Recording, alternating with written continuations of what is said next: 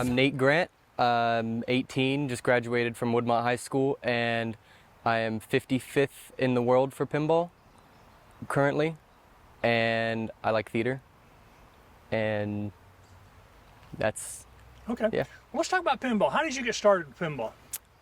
So around 6, 7 years ago, I think now, maybe even 8 at this point, we went up to my dad's high school reunion in Maine, and while we were there, we stopped by, where was it? It was Pinball Wizard. It was the third largest pinball arcade in the world, and I wasn't really interested in it at the time, but he was, and because he thought pinball died like in the 80s or 90s or whatever. And so we get back home and he starts looking up places to play pinball because he realized, wow, they're still making machines. He wants to go play them. So we found a place up in Asheville called the Asheville Pinball Museum, and we started going there. He would play the pinball, I would play the video games. And then fast forward like a year or two, he finds a Facebook group called the Fellowship of the Silver Ball. It's a tournament league around here. And so they have it on Fridays, and so one Friday he's just like, hey, do you want to go to a pinball tournament with me? And I was like, fine, sure.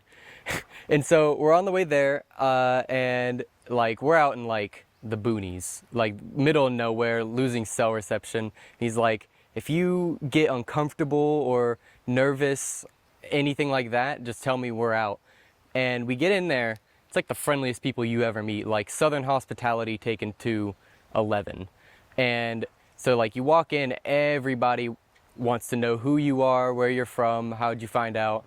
And it was just, from there we just started going to the monthly tournaments. Then we started going to weekly tournaments down in Columbia. We even started going to Charleston for some tournaments, and it just kept building up. It kept That's all right. Well, when did you realize you had a knack for this? I'm going to ask you a couple of questions in a minute too. But when did you realize that you had a knack for pinball? Because most kids your age were playing video games and stuff. So we had been going to tournaments for a while, but I hadn't really ever won one. I won a weekly and here and there, but like during lockdown, they started this thing called the ICR, which was a way for people to play against each other online. And we just so happened to have a streaming setup, and so we decided to try it out, and I did pretty well in it, and I was playing against some like very top of the line players and either beating them or coming really close to beating them. And so that's kind of when we realized, but I think the biggest moment that we realized I had something there was a Avengers Infinity Quest launch party at Bang Back in Columbia, and the owner had invited out I think at the time #1 player in the world, or I think he was #2. His name is Raymond Davidson. He designs a lot of the code for Stern machines. So he's there, and I'm playing Avengers because it had just come out, and I was just wanting to play it. And he walks in around like lunchtime, and I'm playing. And so he sits there, watches me play, then he orders food, and he's still watching me play. And then he gets his food, eats his food, I'm still playing. And so he ends up going up to my dad without knowing who he is and asking like who I was. And, you know, he was like, that's my son or whatever. And he's like, and Raymond is like, he's really good. You should get him out on tour. And that's when we realized there's a tour for this stuff. So then we just started going to big tournaments.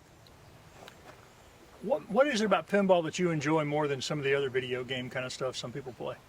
Well, I like the community aspect of it. You're forced to play with other people at these tournaments, and not in a like isolated environment. It's very encouraged to talk to others, and especially about your strategy and all that. And you learn a lot from other people. But I also like the fact that it's whatever is going on the machine, like if there's something wrong with it or whatever, everybody has to deal with it.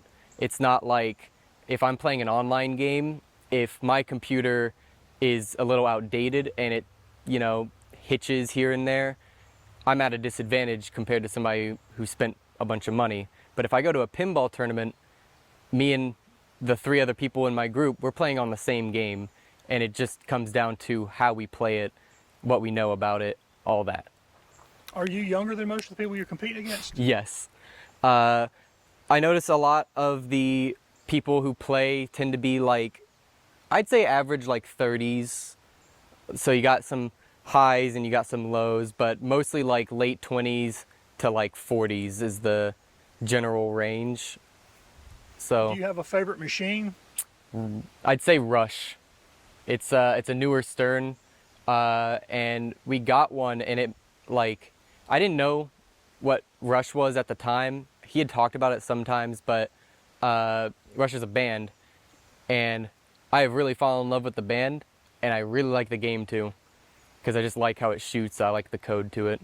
So I guess for people who are uninitiated, they're still making pinball games. There's not. Yes, they actually make quite a bit of them, especially. So my favorite company is Stern.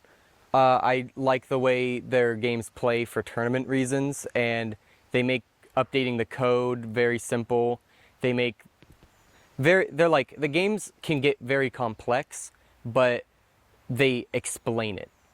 And some companies don't really explain how to do everything, and so I like Stern. But yeah, there's quite a few companies that still make pinball machines. 10 different companies now. And they all have their unique quirks about them.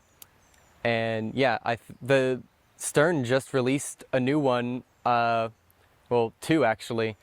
A few months ago they released Jaws, and they just released a John Wick machine. Have you played some of the really old school machines with just, you know, the buzzers and bells? Yes, I've played quite a few of them. What do you think of those? They're fun. They're not my favorite, especially in a tournament, but like they're very interesting because especially some of the more wild out there ones that you don't see as often, you can really see that they were trying to be unique without innovating that much. So like later on they started adding ramps and shots that are worth different stuff, but back when they're electromagnetic with the wheels and stuff, they couldn't really do a whole lot code-wise. So you had a lot of things that they kind of play similar most games, but you have to know kind of what's going on it specifically to do well on it. There's like small differences, and they're fun. Do you get nervous? Yes. Maybe not so much anymore, but because I've just learned how to prevent myself from getting nervous. But it's very very nerve-wracking because there's a huge element of luck. I wouldn't say huge, but there's an element of luck in the game that you have to keep aware of, and you also have to keep in mind, like, if I miss this shot, it could be over. And you're in ball 3, you have a bunch of points to make up for, and you're sitting there knowing if I mess up and it goes out and I don't react in time, I'm done. And it can be the difference of, like, you know, winning a tournament or not. So What's your next tournament? World Championships, actually. Well, we're going to a weekly league tonight, and the fellowship monthly this Friday. But the next like big travel one is in California, the World Championships. So, top 80 in the world get to go, and huge tournament. And when is that?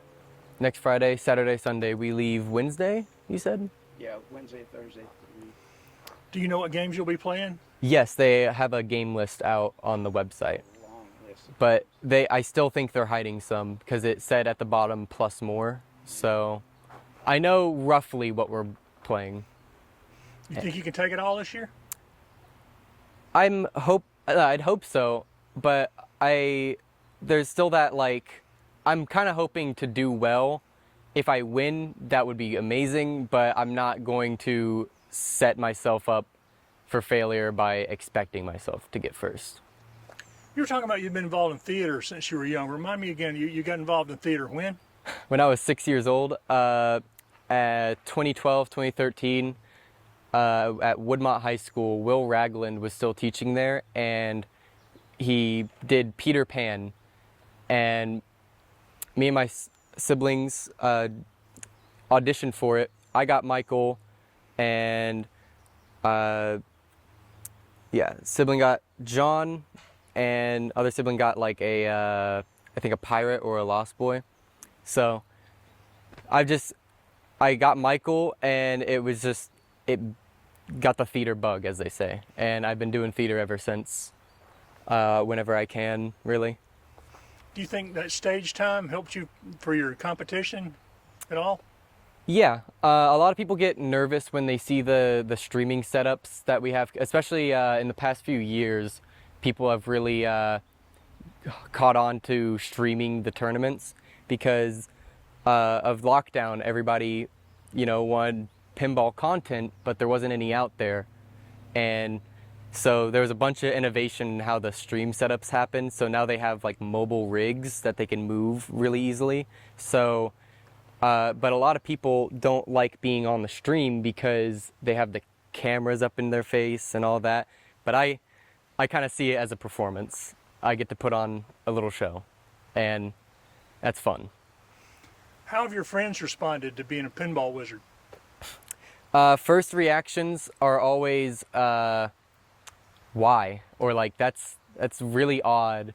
Just like, cause we don't have pinball around here, and it's already not like a young people's like thing. So the general reactions are, isn't it just luck, or that's really random? But then I get into the details of it, like how I'm, like where I'm ranked, and that there's like prize money involved, and they get a lot more interested about that. And how much do you practice? Not as much as I should, because sometimes I just don't have the time. But I've been starting to go to the weekly tournaments again. I've been going in there trying to beat one of the games I still haven't beaten yet. Iron Maiden. It's a newer Stern. So I'd say like at least once a day I'll get a game or two in, but these games are like an hour long. Were you surprised when you realized how good your son was at pinball? No, I wasn't surprised. He's been very good at other games. He's very smart. He's got motor skills beyond most kids. So when he took to pinball, our very first tournament, he did not finish last against all of the seasoned people that were there. I think we had 16 people, and I think he finished like 8th or something in the middle of the road. I mean, and this was back when he was 11 or 12, so we knew he was going to be pretty good. And when he started getting some seconds there, and we just knew that once he started winning, then he would start beating us consistently. And this last year, he's grown immensely, and going to these much bigger tournaments, he's found out that he can win those too. So yeah. At what point did he pass Dad in skill level? Well, in skill level, he probably passed me about a year and a half ago, maybe 2 years. But So you've been playing a long time. Well, yeah, I played when I was a kid, but when I moved down here in early 90s, there was no pinball here, and so I thought pinball died. I couldn't find any, so I just gave it up, and it wasn't until, like Nate said, my 30th reunion up in Maine, that we went and saw all these new machines I've never seen before, and the owner, she let me through it and told me, oh no, it never died. And I came back and found out, yeah, all these machines that I never saw before. So it was all just new, but I was still pretty good at it.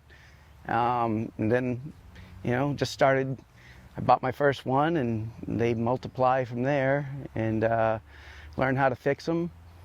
And started getting into pinball tournaments, and I noticed that every time we'd go to a tournament, and this same tournament in Columbia would have the same games, but I didn't have those games, and I had nowhere playing those games.